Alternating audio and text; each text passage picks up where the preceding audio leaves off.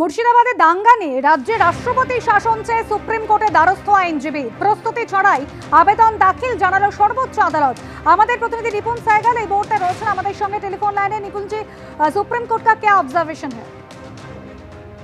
देखिए, supreme court में 2021 से ही एक याचिका लंबित है जिसमें कि बंगाल की हिंसा की बात की गई है। उसी मामले में एक नया एप्लीकेशन फाइल हुआ है और वो मामला जो मुख्य मामला है जो 2021 से पेंडिंग है वो कल लगा हुआ है सुनवाई के लिए। याचिकाकर्ता ने कहा कि उन्होंने नया आवेदन दाखिल किया है जिसमें राज्य में राष्ट्रपति शासन की मांग की गई है।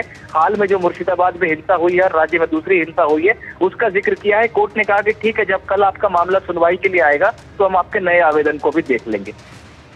शुक्रिया निपुण जी। শামশেরগঞ্জে যেভাবে বাবা এবং ছেলেকে নৃশংসভাবে খুন করা হয়েছিল, রাজ্য বিজেপি সভাপতি সুকান্ত মজুমদার ইতিমধ্যে পৌঁছে গিয়েছেন জাফরাবাদ।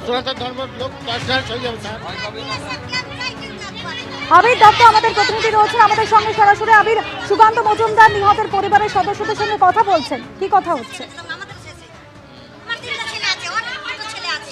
দেখো, একেবারেই সরাসরি আমরা দেখছি পরিবারের সদস্যরা তারা বিএসএফ ক্যাম্পের স্থায়ী বিএসএফ ক্যাম্পের দাবি তারা করছেন। সুকান্ত মজুমদার তিনি এখানে রয়েছেন বসে, পরিবারের সদস্যরা তারা বলছেন পুলিশের ওপর তাদের কোনো ভরসা নেই। সরাসরি সেই ছবি তোমাদের দেখাবো। চেষ্টা করছে কিন্তু আমরা মানতে চাই না, পুলিশ ক্যাম্প নিব না। আমরা বিএসএফ স্থায়ীভাবে পার্মানেন্ট ক্যাম্প চাই স্যার।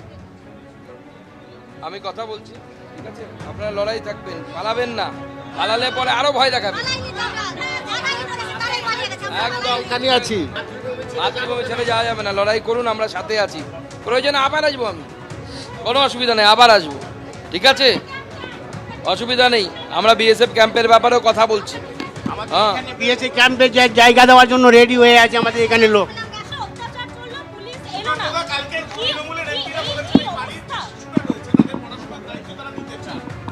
দেখুন, পড়াশোনার দায়িত্ব নেবেন সে তো বড় কথা নাই। বড় কথা হচ্ছে এদের বাবাকে কি ফিরিয়ে দিতে পারবে, এদের ঠাকুরদাকে কি ফিরিয়ে দিতে পারবে? যাদের জন্য মানসিকতার জন্য এদের ঠাকুরদা এবং বাবা চলে গেল, সেই বিষয়ে কি চিন্তা ভাবনা হবে রাজ্যে? এদের না হয় বাবা ঠাকুরদা চলে, এখনো বাদবাকি আছে, তাদেরকে শুনতে হচ্ছে কি বিএসএফ চলে গেলে তোদের কাটবো, কচু কাটা করবো। এর কারণটা কি?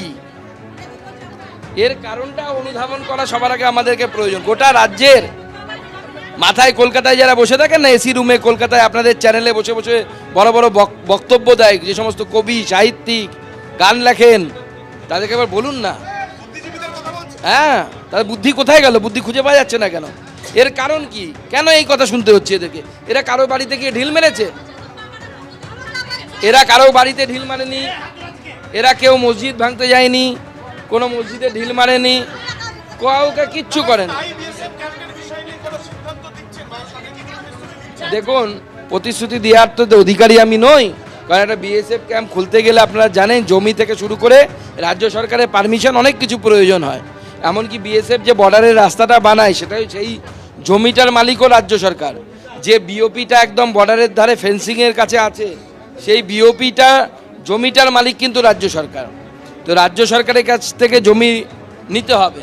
আমি এই বিষয়ে মাননীয় গৃহমন্ত্রীর সাথে কথা বলবো, কথা বলেই তারপরে আগামী দিনের কথা বলতে। আমরা তৃণমূল কংগ্রেসের মতো নই যে উল্টো পাল্টা প্রতিশ্রুতি দিয়ে দেবো।